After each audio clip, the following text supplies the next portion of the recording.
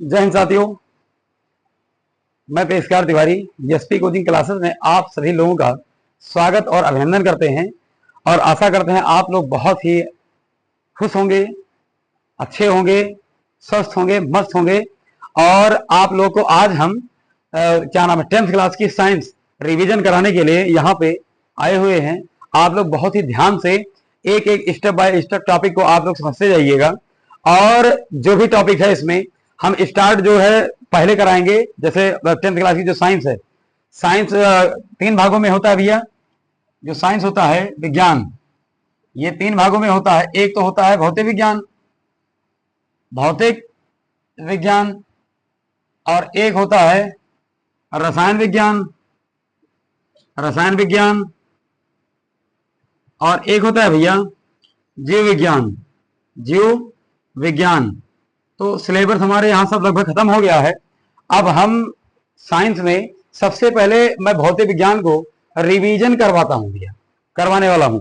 और मैं ये सोच रहा हूँ जो खत्म हो चुका है अब घर पे बच्चे अपने कॉपी किताब से, अपने नोट से पढ़ते रहें और रिवीजन करते रहें। ठीक, अभ्यास करते रहें, न्यूमेरिकल को लगाते रहें और जितना प्रैक्टिस कर पाए उतना प्रैक्टिस करते रहें। लेकिन मैं ये चाहता हूं भैया कि उनके साथ साथ मैं भी अब revision class daily daily daily revision class start कर दिया करूं। जिससे क्या हो, जो बच्चे मान लो शुरुआती दौर में जिन बच्चों का छूट गया हो, स्टार्टिंग में लगभग 2-3 चैप्टर बच्चों का लगभग छूट जाता है और वो लगभग लेट से पढ़ाई स्टार्ट करते हैं। तो उनका, जिन बच्चों का छूट गया है या उनको परेशानियों के सामना करना पड़ रहा है, आगे वो क्लास अटेंड किए हैं और इधर आगे का छूट गया है, तो मैं अब स्टार्टिंग से भौतिक विज्ञान में यानी एक चैप्टर से, फर्स्ट चैप्टर से मैं स्टार्ट करूंगा और स्टेप बाय स्टेप सब रिवीजन कराऊंगा।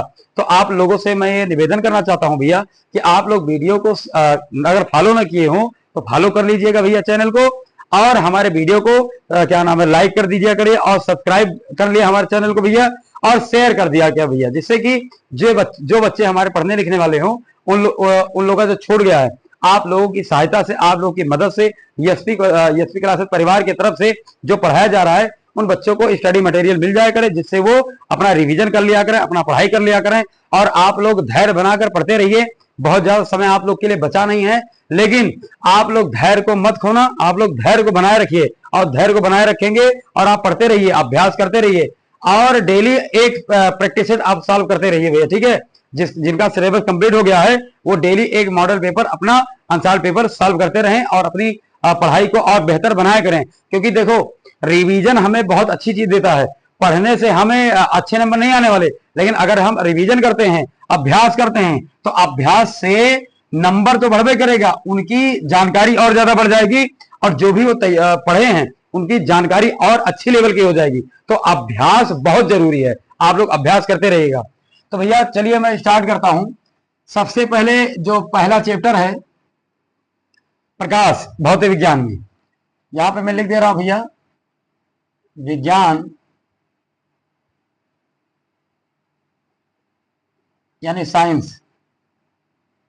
साइंस, अब ये 10th क्लास की है भैया, ये 10th क्लास की है, 10th क्लास की है। आप लोग 10th क्लास में जो भैया छोटे बड़े भाई हमारे हों, बहनें हमारी हों, वो सब जुड़ जाएं और इसको रिवीजन करें। तो रिवीजन में सबसे पहले मैं टॉपिक लेता हूं प्रकाश। क्या है भैया, सबसे पहले जो टॉपिक है मैं उसको लूंगा प्रकाश। प्रकाश, तो सबसे पहले जो बात है कि आखिर प्रकाश होता क्या है, आखिर प्रकाश होता क्या है, और प्रकाश के बारे में हमें चर्चा करनी है। ठीक, तो सबसे पहले आप लोग, जैसे आप लोग साथ साथ अगर नोट्स बनाना चाहें तो नोट्स भी बना सकते हैं, क्योंकि मैं लिखूंगा बराबर। ठीक भैया, और इसको लिखने के बाद में भी आपको एक्सप्लेन भी कर दूंगा। तो यहाँ पे मैं इसका डिफिनेशन में जो लिखने जा रहा हूँ, आप लोग बहुत ध्यान से देखिए और हमारे साथ साथ आप लोग नोट्स बनाते साथ साथ चलिए। ठीक भैया, तो प्रकाश क्या होता है। ठीक, प्रकाश हेडिंग बड़ी है, पहला चैप्टर प्रकाश है, तो इसके बारे में बताने जा रहा हूं। प्रकाश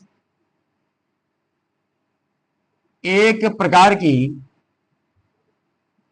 एक प्रकार की ऊर्जा होती है, एक प्रकार की ऊर्जा होती है जो हमें, जो हमें वस्तुओं को देखने में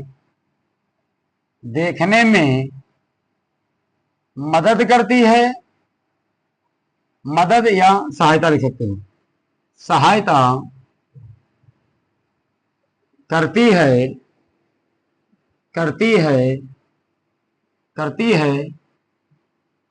प्रकाश कहलाती है, प्रकाश कहलाती है। भैया एकदम मैं जीरो से पढ़ा रहा हूं, एकदम जीरो से। आप लोग को बस एकदम जीरो से बढ़िया से रिवीजन करते चलना है और खूब जबरदस्त तरीके से मेहनत आपको ऐसे करके और आगे बढ़ते रहना है। अपना अभ्यास करते रहो भैया हमारे साथ जुड़ करके। तो प्रकाश कहलाती है, सीधी सी बात है। टॉपिक क्या था भैया कि आखिर प्रकाश क्या होता है? टॉपिक था प्रकाश क्या होता है। तो आप लोग से मैं बता दूं, प्रकाश एक प्रकार की ऊर्जा होती है जो हमें वस्तुओं को देखने में सहायता करती है या मदद करती है, उसे हम प्रकाश कहते हैं। तो प्रकाश देखो, प्रकाश में अपना स्वयं की ऊर्जा होती है, ठीक। अब इसमें अपने देखो, इसमें अगर ऊर्जा नहीं होती तो ये अपने आप को प्रकाशित कैसे करते हैं? और प्रकाशित नहीं करते तो जैसे जब प्रकाश की किरण हमारी आंखों में पड़ती हैं तो आंखों में पड़ने के बाद में जब इनका रिफ्लेक्शन होता है, परावर्तन होता है, तो परावर्तन के पश्चात हमारी आंखों के बारे, नेत्र के बारे में आगे जब मैं पढ़ाऊंगा तब पूरी प्रक्रिया आप लोग को समझाएंगे। लेकिन आप अभी इतना समझिए कि प्रकाश एक प्रकार की ऊर्जा होती है जो हमें वस्तुओं को देखने में सहायता करती है। अगर प्रकाश नहीं होती तो ये जो हम कुर्सी देख रहे हैं, मेज देख रहे हैं, ये हम मार्कर देख रहे हैं या किसी प्रतिबिंब देख रहे हैं या हम आपको देख रहे हैं, आप हमें देख रहे हैं, आंखों में यानी ऊर्जा, प्रकाश एक प्रकार की ऊर्जा। और ये जो ऊर्जा होती है, ये ऊर्जा हमारी आंखों पे कुछ ऐसी संवेदनाएं व्यक्त करती हैं जिनकी सहायता से हम अपनी आंखों के द्वारा इस ब्रह्मांड में समस्त वस्तुओं को देखते हैं। तो इसको हम क्या कहेंगे? प्रकाश कहेंगे। यानी एक बार फिर से देखने सुन लीजिए, प्रकाश एक प्रकार की ऊर्जा होती है जो हमें वस्तुओं को देखने में मदद करती है। क्या कहलाती है? प्रकाश कहलाती है। अब इसके बाद में अगर कहा जाए कि प्रकाश तो समझ में आ गया कि प्रकाश क्या होती है। प्रकाश एक प्रकार की ऊर्जा होती है जो हमें वस्तुओं को देखने में सहायता करती है। अब इसके बाद में एक चीज आप और समझ लीजिए, प्रकाश के गुण। देखो, प्रकाश के गुण तो आप लोग बहुत अच्छे तरीके से इसको समझते हुए और आगे बढ़ते रहें। प्रकाश के गुण आप लोग समझते हैं, मैं जो बताने जा रहा हूं कारण यह है, समझ लीजिए। जैसे प्रकाश में जो ऊर्जा है, प्रकाश की जो क्वालिटी है, आखिर प्रकाश की क्वालिटी क्या होती है, प्रकाश की अपना गुण क्या होता है, हमें यह चीज पता होना चाहिए कि प्रकाश किस प्रकार काम करता है, किस प्रकार इनके अंदर क्या क्या दिक्कतें हैं, क्या क्या इनकी अच्छाइयां, क्या क्या इनकी बुराइयां हैं। तो पहली बात आप ये जान लीजिए कि जो प्रकाश का गुण है, प्रकाश का जो गुण है, इनकी गुणवत्ता है, सबसे नंबर 1 पॉइंट जो है वो ये कहा जा सकता है, प्रकाश सीधी रेखाओं में चलती है। प्रकाश सीधी रेखा में चलती है या गत करती है? चलती हैं या गत करती हैं? गत करती हैं। अब सुन लीजिए, आपको मैं एग्जांपल दूंगा कि प्रकाश कैसे सीधी रेखा में चलती है। जैसे भैया टॉर्च जो जल रहा है, ये लाइट जो जल रही है, ऐसे तो फैल गई, ये पूरी तरीके प्रकाशित हो गई, ये चारों तरफ फैली हुई हैं। लेकिन हमें यह प्रूफ देना है कि प्रकाश आखिर सीधी रेखा में चलती कैसे हैं। और ये आपको मैं आपके ही घर में एग्जाम्पल देकर समझाऊंगा। आप लोग कहीं ना कहीं देखे होंगे कि आप जब अपने घर में घुसे और जिस घर में अंधेरा हो और कहीं बालकनी में खुला हुआ हो, झरोखा खुला हुआ रहता है, तो जब प्रकाश सूर्य उदय होता है तो उस झरोखे से जो प्रकाश की किरणें तुम्हारे घर के अंदर आती हैं, तुम्हारे घर के अंदर जो झरोखों से तुम्हारे घर के अंदर जो प्रकाश की किरणें आती हैं, वो आप बहुत गौर कीजिएगा, एकदम झरोखे से और जहां गिरती हैं एकदम सीधी आती हैं, एकदम सीधी आती हैं। मान लो आपकी ये दीवार है, ये झरोखा है, और आपका एक कमरा है, तो जो प्रकाश की किरण वो एकदम सीधी जाएंगी, ना कि वो ऐसे ऐसे जाएंगी, एकदम सीधी। और ये आप लोग अपने घर के अंदर देख सकते हो, जहां पर आपका घर है और घर के अंदर अंधेरा है और बालकनी खोलो और प्रकाश की किरणें एकदम सीधी आपके घर में पड़ेंगी। इस प्रकार हम समझ सकते हैं कि प्रकाश सीधी रेखा में चलती है या सीधी रेखा में गत करती है। यानी प्रकाश की एक क्वालिटी हमें पता चल गई कि प्रकाश सीधी रेखा में चलती है या गत करती है। क्या बात समझ में आई? ठीक भैया, अब आगे मैं बताऊंगा कि प्रकाश, दूसरा जो पॉइंट है आप लोग लिखते रहिएगा, प्रकाश की चाल। भाई प्रकाश कितनी स्पीड से चलती है, कितना तेज चलती है, कितनी जल्दी पहुंच जाती है, कितनी रफ्तार है, यह तो जानना जरूरी है। तो प्रकाश के बारे में बता रहे हैं, तो प्रकाश की चाल 3 गुणे, ऐसे लिख सकते हैं, प्रकाश की चाल निर्वात में, निर्वात ब्रैकेट में लिख दे रहे हैं, निर्वात या वायु, निर्वात या वायु, इसको हमने इसलिए लिख दिया है निर्वात या वायु, क्योंकि निर्वात या वायु का मतलब होता है खाली स्थान। निर्वात या वायु का मतलब होता है खाली स्थान। तो प्रकाश की चाल निर्वात या वायु में 3 गुणे 10 की पावर 8 मीटर प्रति सेकंड होता है, मीटर प्रति सेकंड होती है। ये दूसरा पॉइंट है भैया, प्रकाश के गुण में ये आपका दूसरा पॉइंट है। आप बहुत ही अच्छे तरीके से इसे समझ लीजिएगा बाबू, ठीक है। और जो तीसरा पॉइंट है वो मैं लिख दे रहा हूं कि प्रकाश पारदर्शी माध्यम में, प्रकाश पारदर्शी माध्यम में तो जा सकता है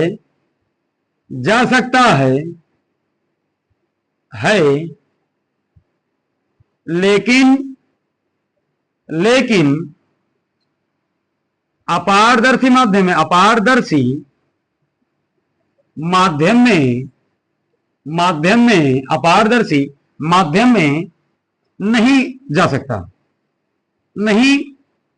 जा सकता, जैसे आपको बता रहे हैं, जा सकता है। अब जो ये प्रकाश की बात कर रहा है, प्रकाश पारदर्शी माध्यम में जा सकता है लेकिन अपारदर्शी माध्यम में नहीं जा सकता। अच्छा, पारदर्शी क्या होता है, अपारदर्शी क्या होता है? पारदर्शी का मतलब यह होता है जो हमें इस पार से उस पार दिखाई पड़े, जैसे कि शीशा। अब ये नहीं शीशा के पीछे कलई किया हुआ हो, और कलई हो तो कलई के पीछे, तो अगर कलई कर दिया जाएगा तो सामने दर्पण बन जाएगा, उसमें अपना प्रतिबिंब देख सकते हो, अपना चित्र देख सकते हो, अपना मुंह देख सकते हो। लेकिन पारदर्शी का माध्यम, जैसे बहुत सारे दुकानों में देखो कि इस शोरूम में लगा रहता है, मॉल में इस शीशा लगा हुआ है, इस पार से उस पार की सारी वस्तुएं दिखाई पड़ती हैं, यानी जो आर पार दिखाई पड़े उसे हम पारदर्शी कहते हैं। जो आर पार दिखाई पड़े उसे हम क्या कहते हैं? पारदर्शी कहते हैं। लेकिन जैसे दीवार हो गया, अब इस पार से उस पार हमें नहीं दिखाई पड़ेगा, यानी जब इस पार से उस पार हमें ना दिखाई पड़े तो उसे अपारदर्शी कहते हैं, इस पार से उस पार हमें ना दिखाई पड़े तो उसे हम अपारदर्शी कहते हैं। तो अब इस पार से उस पार नहीं दिखाई, जैसे कि यहां पर हम लिख सकते हैं, जैसे अब शीशा है, शीशा तो ये कलई ना किया हुआ हो, इसमें से इधर से उधर जा सकती हैं। तो ये अब ये क्या है, जो शीशा है, अब हम लिखेंगे नहीं, समझा दे रहे हैं। शीशा हो गया तो ये अपारदर्शी हो गया, दीवार हो गया, पहाड़ हो गया इस पार से उस पार, या फिर कोई चद्दर हो गया जिसमें से इस पार ना दिखाई पड़े, या कोई बड़ी सी कोई क्या नाम है लाइन खींच दी गई हो, या बहुत सारे क्या नाम है जो पन्नियां होती हैं, जैसे ब्लैक पॉलिथीन हो गई, या फिर व्हाइट में तो दिखती हैं लेकिन जैसे ब्लैक है तो आर पार अगर या ऐसे मान लो हो गई तो उसमें आर पार नहीं दिखाई पड़ेगा। तो कुल मिला के आपको यह समझना है कि इस पार से उस पार ना दिखाई पड़े उसे अपारदर्शी, और जो इस पार से उस पार आर पार दिखाई दे उसे पारदर्शी। हमें लगता है इतनी बात समझ में आ गई होंगी। अब हम आगे बढ़ते हैं भैया। तो ये प्रकाश पारदर्शी माध्यम में तो जा सकता है लेकिन अपारदर्शी माध्यम में नहीं जा सकता। आप लोग प्रैक्टिकल कर सकते हो, टॉर्च ले लो और इस पार से उस पार टॉर्च मार के देखो, जो वस्तु अंदर रखी होगी वो आपके टॉर्च के माध्यम से अपारदर्शी में दिखाई पड़ेगी। लेकिन अब दीवार है, दीवार के इस पार मारो तो अंदर ही रह जाएगा, बाहर की वस्तुएं नहीं दिखाई पड़ेंगी, तो अपारदर्शी है। ठीक, इतनी बात आप लोग को समझ में आ गई होगी। तो प्रकाशदर्शी के गुण के बारे में आप लोग थोड़ा सा कुछ जान पाए। और एक चीज और जान लीजिए, प्रकाश पता चल गया, प्रकाश के गुण पता चल गया। अब हमें लगता है कि आप लोगों ने स्क्रीनशॉट ले लिया होगा, आप लोगों ने इसको नोट कर लिया होगा। तो अगला जो है टॉपिक मैं उस पर चलता हूं, और आप लोग बहुत ही ध्यान से आप लोग समझते रहिए, पढ़ते रहिए, आगे बढ़ते रहिए। और अगला जो टॉपिक है वो मैं बताने जा रहा हूं, प्रकाश का परावर्तन। भैया प्रकाश का परावर्तन वो मैं आपको सिखाने जा रहा हूं, आप लोग उसको सीखते रहिए।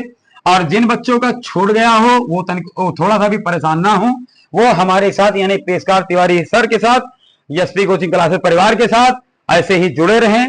और चैनल को बराबर भैया लाइक किया करिए और फॉलो करिए, आगे बढ़ाइए, शेयर करिए।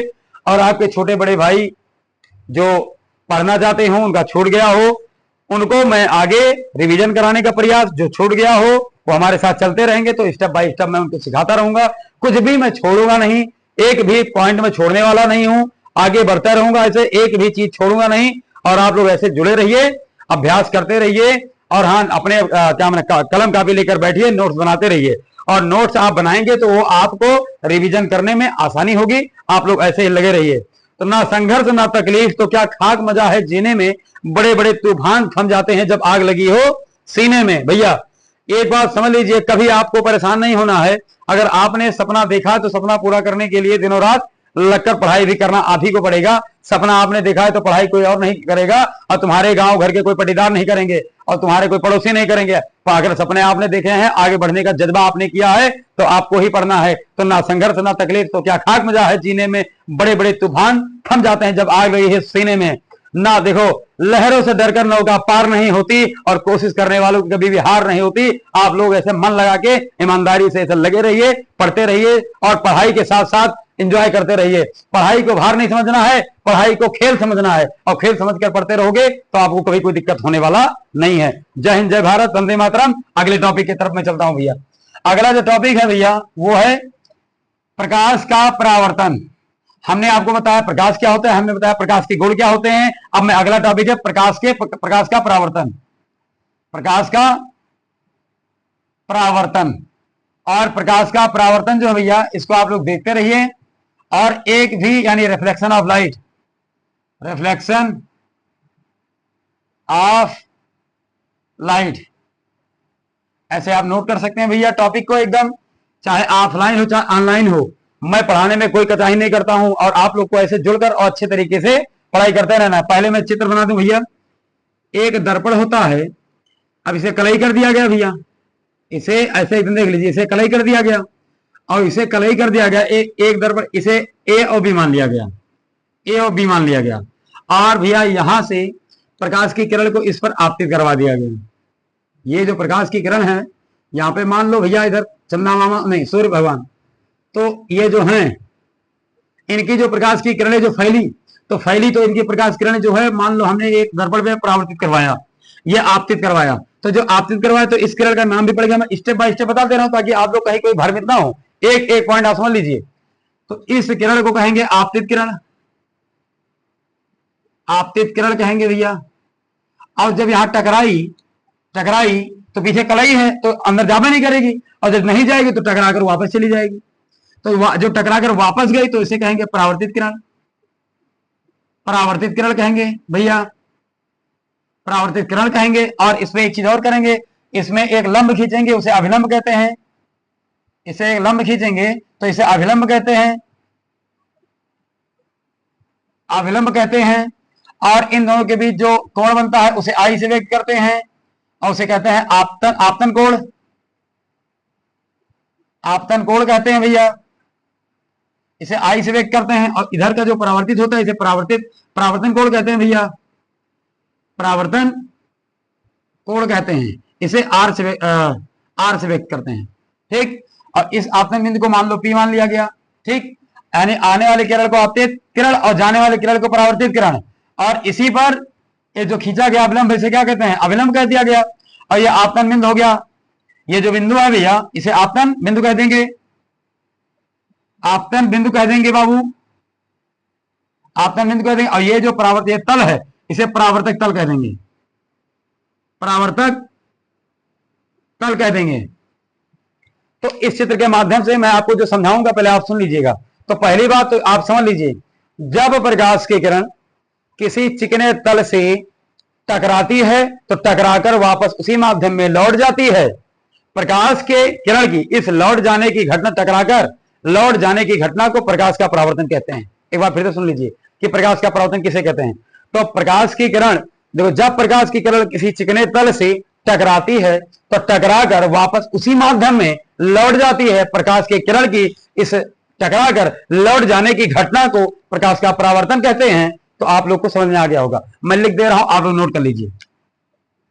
जब प्रकाश की किरण, जब प्रकाश की किरण, जब प्रकाश की किरण किसी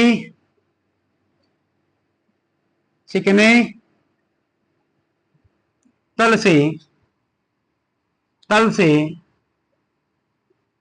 टकराती है तो टकराकर वापस उसी माध्यम में, टकराकर वापस उसी माध्यम में लौट जाती है, लौट जाती है, लौट जाती है। प्रकाश किरण की इस लौट जाने की घटना को प्रकाश का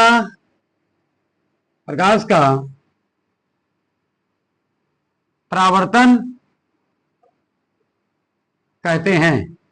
हमें लगता है कि आप लोग को समझ में आ गया होगा, कोई कमी नहीं बची होगी, आप लोग के पूरी बात समझ में आ गई होगी। एक बार मैं फिर से रिवीजन करता हूं कि जब प्रकाश की किरण किसी चिकने तल से टकराती है तो टकराकर वापस उसी माध्यम में लौट जाती है।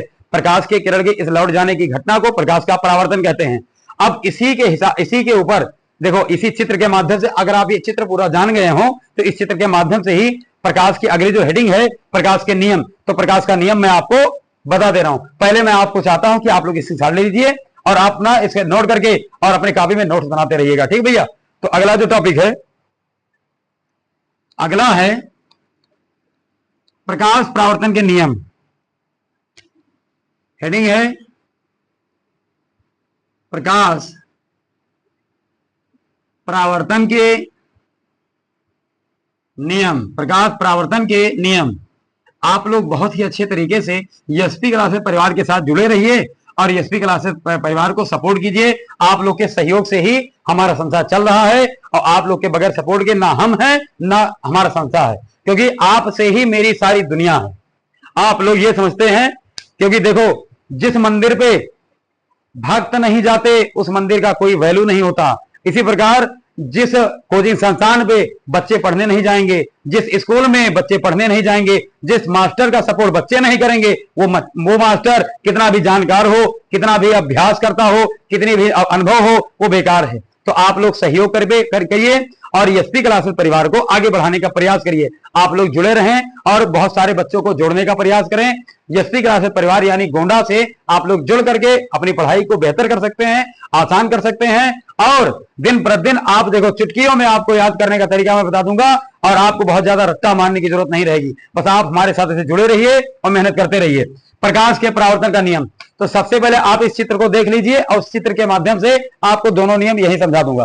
पहला नियम है आपतित किरण, परावर्तित किरण तथा आपतन बिंदु पर खींचा गया अविलंब, ये तीनों एक ही बिंदु पर स्थित होते हैं। इसे प्रकाश परावर्तन का पहला नियम कहते हैं। इसे प्रकाश परावर्तन का पहला नियम कहते हैं। एक बार सुन लीजिए, आपतित किरण, आपतित किरण, परावर्तित किरण तथा आपतन बिंदु पर खींचा गया अविलंब, ये तीनों एक ही तल पर स्थित होते हैं। इसको प्रकाश परावर्तन का पहला नियम कहते हैं। तो मैं यहां लिख दे रहा हूं, देखो, आपतित किरण, आपतित किरण ये वाली, ये वाली आपतित किरण, आपतित किरण, परावर्तित किरण, ये जो गई, ये परावर्तित किरण, परावर्तित किरण तथा आपतन बिंदु, ये होता है भैया आपतन बिंदु, आपतन बिंदु पर खींचा गया, ये भैया अविलंब, अविलंब खींचा गया अविलंब, ये तीनों एक ही तल पर स्थित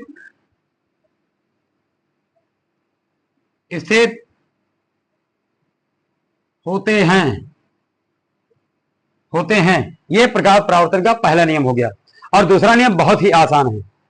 देखो, पहली बात तो आप इस तरह लिखना कि प्रकाश परावर्तन के प्रमुख रूप से दो नियम होते हैं। पहला नियम इस प्रकार हो गया, दूसरा नियम है आपतन कोण और देखो आपतन कोण आई और परावर्तन कोण आर, ये दोनों आपस में बराबर होते हैं। बहुत ही आसान है ये भैया।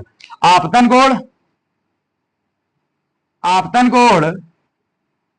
कोण आई तथा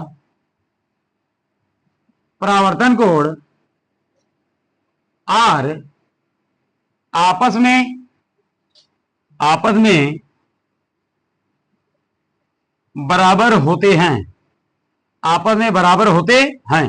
भैया मैंने इतना रिवीजन कराने का प्रयास किया, ठीक। आप लोग हमें भैया सपोर्ट करिए और आगे बढ़ाने का प्रयास करिए। मैं डेली ऐसे चैप्टर वाइज, टॉपिक वाइज एकदम चैप्टर वाइज टॉपिक वाइज ये मैं छोड़ने वाला हूं नहीं। एक भी पॉइंट नहीं छोड़ूंगा, पूरा मैं आपको पढ़ाऊंगा। ऐसे ही रिवीजन मैं डेली कराता रहूंगा। आप लोगों से निवेदन है, आप लोग ऐसे ही हम लोग का सपोर्ट करते रहिए। जीएसपी क्लासेस परिवार का ऐसे ही आप लोग सपोर्ट करेंगे तो क्या नाम है, एक दिन आप लोग को भी, मैं आगे चलूंगा तो आप लोग को भी आगे ले चलूंगा भैया। इसी के साथ में जय हिंद, जय भारत, वंदे मातरम।